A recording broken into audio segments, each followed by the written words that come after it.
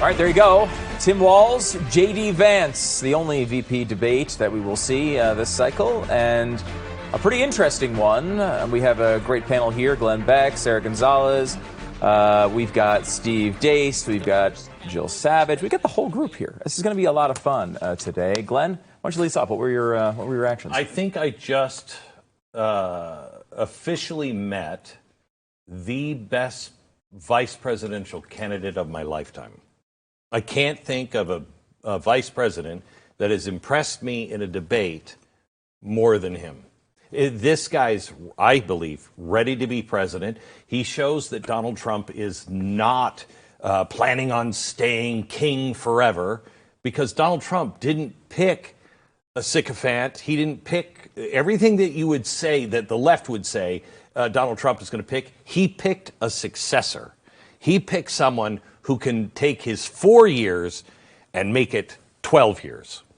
It definitely seems like what the pick meant, and the performance was, I think, impressive. A clinic at times. I mean, really impressive from JD Vance. I kept coming back to the idea of putting myself in the mold of an MSNBC viewer who has just heard this guy's like humping couches and some weirdo.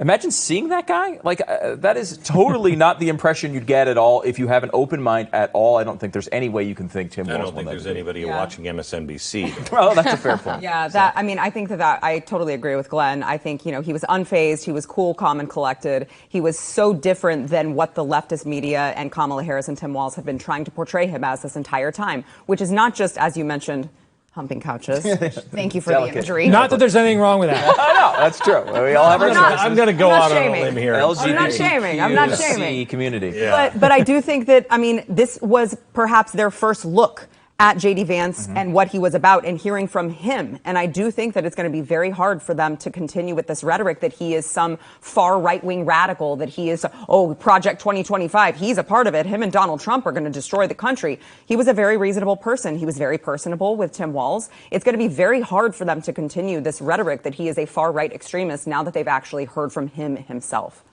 Jill, what do you think? Well, they want to go out and say JD Vance is weird, right? The far-right rhetoric. No, and to Glenn's point, this is somebody in the vice presidential debate that is actually memorable. What did we have the last time around when Donald Trump was on the top of the ticket? Mike Pence. What were we talking about after the VP debate? The fly. The fly. Exactly. How different is this scenario that we're sitting here talking about right now than the fly that landed on Mike Pence's head? Now, I'm not going to go out and say it's a Reagan a time for choosing, which I do have in my car at all times just in case. But it is. It's something that is going to elevate JD Vance to a different status where you can't just write him off and say, oh, he's not somebody to be taken seriously. He's not a man of substance. He was speaking to everyday Americans, and that's what we needed to have happen. He didn't wait until the very end for his closing remarks. He did it often early, and he just spoke to the American people. Steve? I thought that was the best apologetic for Donald Trump's candidacy, record, policies, ideas the American people have ever heard from anybody, is what I thought. I think if the president is, the former president is smart, that will be the last word. And he will not attempt to finish the job. Let that be the last word the American people hear. And I think, there's some polling from Emerson today, and there's very few public pollsters that I have regard for right now. Emerson is one of the few that I do. And Emerson came out today with a poll of Pennsylvania that showed a clear majority of Pennsylvanians admit that Trump's policies are better for them. And yet their top line result in the state was still a tie. So there was a 7-point gap, which is monstrous, between people who admit that Trump's policies are better for them than who actually is willing to vote for him in terms of the margin. And I think, we could sit here, and I'm getting it from some of my ideological buddies around the country, and I'm usually in this camp. We could have hit him harder there, could have hit him harder here, could have hit him harder there.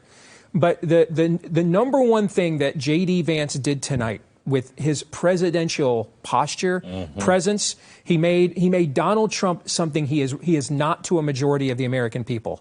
Accessible. And I think that... And stable. Yes. And what he did, that entire presentation tonight, the fact he could have... When we were talking, Jill, before the debate, I was concerned he was going to just beat him up too bad. I don't think Tim Walz did that bad at all. He was shaky at the start. I think from a substance standpoint, he even won a couple of rounds. But if I could use a baseball analogy, because my Tigers are in the playoffs, Tim Walz is a solid Bill Buckner, perennial Major League Baseball starting first baseman. What you saw here tonight was Stan Musial, Lou Gehrig, Miguel Cabrera level talent at the same position. I am not comparing Vance to Walz. I'm looking at Vance trying to make a sale to the American people that Donald Trump has consistently struggled to make. Yes. He made that sale tonight. Yes. He closed that sale tonight.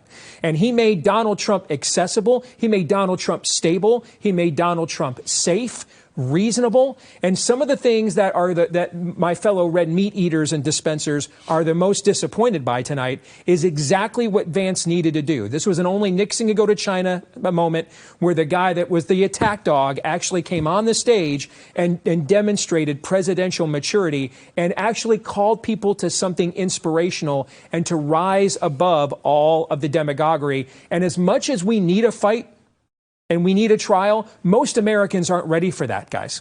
They're not. Most Americans just want to believe that it's morning in America again, that it can be, that we can have a return to normalcy, that it's safe again, right. And he provided that tonight. I think they also want an adult. They want somebody to walk in the room and just say, I'm not playing that game. You can play that game all you want. I'm just not going to play it. Look, let's talk about the actual issues. He looked like an adult, and the first adult I have seen on stage in a while. Listen, my first election I could vote in was 1992. That is the best presentation I've ever seen to the American people from a GOP standard bearer since I've been of voting age in a general election national setting. And I can only go back to Ronald Reagan to say, because my first election was 84. And that was the last time. But I've never seen a vice presidential candidate that good.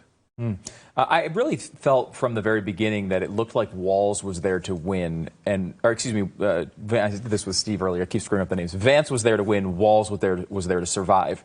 And as I think about that, I think they both accomplished that. I think Vance was the clear winner, and I don't think anyone with an open mind could possibly think that he lost that debate. But Walz didn't sink his campaign. I don't think it was destructive. If he were a Republican, he would have. That answer on Tiananmen Square was one of the worst answers. That would have been the takeaway. So what was the moment? What was the takeaway tonight? Because that's important. The takeaway, if it were an honest debate, would be that Tiananmen Square. And if you want to play it fair on the other side, maybe the January 6th thing for Walz. You know what I mean? It was very late in the debate, though. Right. Lots of baseball on. What's going to be the takeaway from this? What's going to be the moment? I think the takeaway is an overall sentiment. No. I talk about a sound clip or a picture. That one moment. Do you What's want to see that this one moment? I think it's his opening statement. I think Vance's opening statement, I thought set the tone for the entire evening. Everything we said, he almost quoted verbatim what Matt Peterson and I suggested on our stage before the debate. It was almost like he was had a medium channeled into us. Well, he's probably a subscriber. I mean, Matt even texted me, we should be getting paid for this. I mean, it was almost verbatim what we suggested, and that set the tone. I'm going to be inspirational. I'm not going to give you the pugilism you want. All right, I'm not going to give you the one-liner back and forth. That's what you guys want, to remind everybody, isn't Donald Trump an a-hole? That's what you want. I'm not going to give you guys that tonight. And tonight, what JD Vance did is he gave that 7-point difference in that Emerson poll in Pennsylvania. He gave those people who know. When Reagan is famous for saying about Barry Goldwater, he's right, you know. Okay, because Goldwater nobody liked his personality either. But that was a different era where it was more tolerable to be that pugilistic than it is now. What he did is he said, you know what, Trump's right, you know. So that 7 points of people in Pennsylvania who told Emerson, Trump is right, but I don't like him. That's the best possible pitch that could have been made to those voters to give them permission to say, you're right, Trump's right. Can we watch a little of this clip that he was just describing? Here is the opening statement from JD Vance. I want to answer the question, but I want to actually give an introduction to myself a little bit because I recognize a lot of Americans don't know who either one of us are. I was raised in a working class family. My mother required food assistance for periods of her life. My grandmother required Social Security help to raise me, and she raised me in part because my own mother struggled with addiction for a big chunk of my early life. I went to college on the GI Bill after I enlisted in the Marine Corps and served in Iraq, and so I stand here asking to be your vice president with extraordinary gratitude for this country, for the American dream that made it possible for me to live my dreams. And most importantly, I know that a lot of you are worried about the chaos in the world and the feeling that the American dream is unattainable. I want to try to convince you tonight over the next 90 minutes that if we get better leadership in the White House, if we get Donald Trump back in the White House, the American dream is going to be attainable once again. I will tell you, I think everyone should go home tonight and stream Hillbilly Elegy. Even if you've watched it already, stream it. That thing should be #1 on Netflix this week because that explains who he is, why he's inspirational, what he believes in. This guy is dirt strong. And when you see, I thought it was going to be, okay. It is a tremendous movie that, when you watch it, would never be made today because of how effective it is in making you go, oh my gosh, this guy's an amazing man. It's huge Hollywood stars. They would never put Hollywood stars that are that big into a movie about JD Vance ever again. They would never make that movie. They're just so angry at themselves that they did it right now because it makes him look so good. Yeah, Stu, to your point about, I agree with you that I think that Tim Walz survived. JD Vance clearly won, but I do think it's important to point out the stakes were much higher for JD Vance because the president, right? I mean, Donald Trump is how old? 79, 78. Okay, yep. So the stakes are much higher for the vice president who has the president who is unfortunately in his elderly years. And you wouldn't have a party like the Democrats that say, no, leave him in there because she's worse. Right. That's why we didn't hear anything about his, senility. Right. This guy, I would feel comfortable with him replacing the president. And I think that exactly. And I think that America needed to see that. They needed to see that this person was a palatable person because the likelihood of him potentially replacing Donald Trump is unfortunately much higher than the likelihood of Tim Walz somehow rising, to the top with Kamala Harris. I think the odds of this is going to be controversial. I think the odds of an assassination of Donald Trump have gone down after this for the left. Because this guy would immediately step up, call for calm, say, we're going through the election. Well, you have to get there to November 5th first. Yeah. You have to make it there first. No, but once you get there, nobody wants him to be to don't take Trump out. He's our best shot at winning that or losing. That's what they would say. I think that if I'm a Democrat, I look at that and I'm scared. Like, I'm scared that this guy's probably, the leader. That's why they had to call him weird from the very beginning. They saw it before many of us did. Yes. They also knew Tim Walz was the weird one. So that's a 12-year. They always accuse you of what they are, what they're doing. Party projection. All right, remember, FDR was 12 years. Yeah, there you go. Plus, can I just say this, if we're going to be controversial, wouldn't it be the most Trump thing ever to win this election? Get vindication, stand up there, give your inaugural address, serve your first 100 days and say, peace out, and just walk. I prove my point. That'd be like the most Trumpian thing ever, wouldn't it? Yes. All right, I want to go to Liz Wheeler. She's the BlazeTV host of the Liz Wheeler Show. Liz, what'd you think? All right, first of all, to Glenn's point, when JD Vance was announced as Trump's vice presidential running mate, I was standing with Tucker Carlson in the green room at the RNC, and we both just turned and looked at each other and said the exact same thing. We said, assassination insurance. Well done, Donald Trump, for that pick. So I think he did prove that point tonight. Listen, JD Vance did something tonight in the debate, which I had advised him to do, which is to use Tim Walz as if nobody's going to remember Tim Walz in 4 years. What I mean by this is think back to Hillary Clinton in 2016. Everyone is always going to remember that campaign. Donald Trump versus Hillary Clinton, unforgettable in the course of political history. But you think, who was her running mate? Tim Kaine, that weirdo guy. You can barely even recall his face. Nobody knows his name. Nobody cares his name. That's going to be the case for Tim Walz in just a matter of years here. No one's even going to remember who he was. No one's going to care. So JD Vance did an incredibly strategically smart thing at the very beginning of this debate, and he didn't make a case against Tim Walz. He made his case against Kamala Harris. JD Vance was standing on that stage running the Trump administration versus the Kamala Harris administration, and it was incredibly smart. He simply used Tim Walz as this sort of punching bag to punch and pivot to Kamala Harris's record, to contrast Kamala Harris's record against what President Trump has done in office and what he will do when he is back in the White House. And it worked brilliantly. At the very beginning, I echo what Steve said, that opening statement from JD Vance was as good as it gets. It was about JD Vance, the person, without making it about JD Vance, the personality. It made it only about why you can trust me, because I get you. I want to be a fighter for you. It was a masterful debate. It was fun to watch. I think JD Vance did better the first half of the debate than he did the second half of the debate.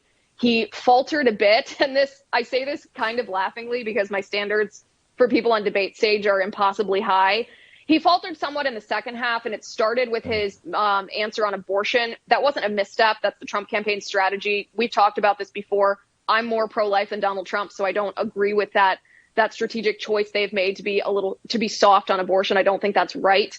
JD Vance lost a little bit of his authority after he made that answer, and he kind of played nice guy a little bit with Tim Walz. I think that undermines the campaign that Donald Trump is running a little bit when he plays nice guy, as if you can just debate like gentlemen in Congress and then go out and have a beer after. You don't really do that when the other side is posing an existential threat to our country. So I do think that was a little bit of a misstep by JD Vance. But overall, my takeaway is that JD Vance highlighted the issues that are most important to the American voter. That would be the immigration crisis, the economy, and forever wars. If you're trying to recruit undecided voters, those are the three issues to use to try to earn their vote. And JD Vance did a very good job highlighting Kamala Harris's failures and highlighting Donald Trump's successes. So they say nobody's going to cast their vote one way or the other based on a vice president. But if they do, then JD Vance earned some votes tonight. So, Liz, let me ask you.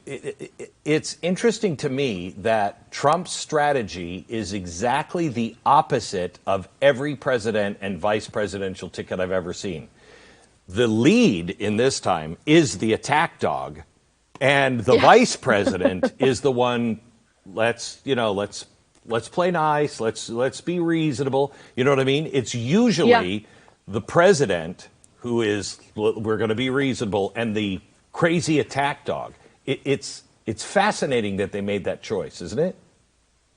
Well, yes and no. It's opposite just because that's the natural personality of both of those two candidates. One of my pet peeves on debate stages is when they try to remake a candidate into some other personality. Like, you wouldn't have Donald Trump go on that stage, for example, and try to present those issues the way that JD Vance did. Correct. In a utopian world, I might want Donald Trump to do that because I think that's the best strategy for debating. But Donald Trump's personality doesn't lend itself to making a case in that way. JD Vance's personality does. So it's good, I think, rightly ordered, to actually acknowledge, okay, this is Donald Trump's strength, so this is how we'll have him behave in the campaign. This is JD Vance's strength, this is how we'll have him behave, versus trying to artificially shoehorn them into some, preconceived notion of what a number one versus a number two should do in a campaign. Liz, if you are an undecided voter, someone who's just not paying attention to this, maybe never even seen either of these two people before in any depth at all, which is a lot of, millions of people, right, that'll probably watch this tonight. What are your impressions of the two? Specifically, what's your impression of Tim Walz? Sure. Well, I think actually I'm going to give you my impression of JD Vance first. So if I am an undecided voter who really hasn't heard of these two people, I definitely did hear the lies. It's not even a false narrative. The lies that the left was slinging about JD Vance, calling him weird. And nothing about JD Vance on that stage tonight was weird. I look at JD Vance. If I'm an undecided voter who's only heard that he's weird, I'm like, what are you talking about? This guy was very reasonable. He has a very relatable story. He speaks very well. He was rather dignified, in fact. So I think that whether or not undecided voters would admit it, it kind of erased the damage. And I think it was a real damage done by that lie that was calling JD Vance weird. So that's the first thing. The second thing is Tim Walz. I mean, what an embarrassment. He was fumbling, bumbling, nervous. And I don't mean nervous like, okay, anybody who goes on a national debate stage is going to have a little bit of nerves that makes you human. No, he was nervous because he was lying, and he was nervous because Kamala Harris lies, and he was nervous about being trapped by those lies, which he was when he was asked about his lie about visiting China during the Tiananmen Square massacre. The reason that he looked like a trapped rat is because that's what he is. He was caught in a lie that was more meaningful than even the moderators understood, or they probably wouldn't have asked in that question. So if I'm an undecided voter, particularly a male voter, I think that I'm highly turned off by Tim Walz's record on all the important issues. He has failed, and it was pretty evident. He displayed his failure on stage tonight. I can definitely confirm that I am turned off by Tim Walz. So you nailed that one. Has anybody ever seen a debate where the moderator says, "Oh no, you have more time. Go ahead." Yeah, go ahead. Seriously, please continue. I mean, it was amazing. Thank you so much, Liz Wheeler. By the way, subscribe to Liz Wheeler's newsletter. It's at LizWheelerNewsletter.com. LizWheelerNewsletter.com. Liz, thanks so much for coming on. I appreciate it. Thanks, Liz. Thanks, guys. Good to see you. By the way, I should also remind you should subscribe to Blaze TV, BlazeTV.com. Do that tonight. Get involved. As you might know, the media is not going to lead you down any road of truth or fact or accuracy. You need people pushing back against that, and that's what we try to do at Blaze TV. Glenn started this quite a while ago. Let me tell you something. I have never been more proud of Blaze TV than I am right now. I mean, we did the real news, or not the real news, but Blaze News Tonight. Blaze News Tonight. He doesn't know the names of the shows, but I don't know the name of the shows. I don't even know who these people are. But, I mean, we are doing some incredible work, and we've turned a corner.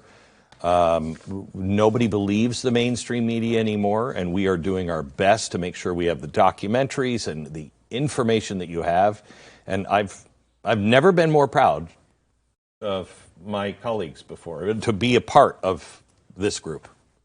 So, Thank you. Well, thank you, man. That's very nice. So we should except for you. Except for us. Present company. Right. So subscribe to Blaze TV. Please do that. The code FIGHT will get you $40 off right now. So take advantage of that.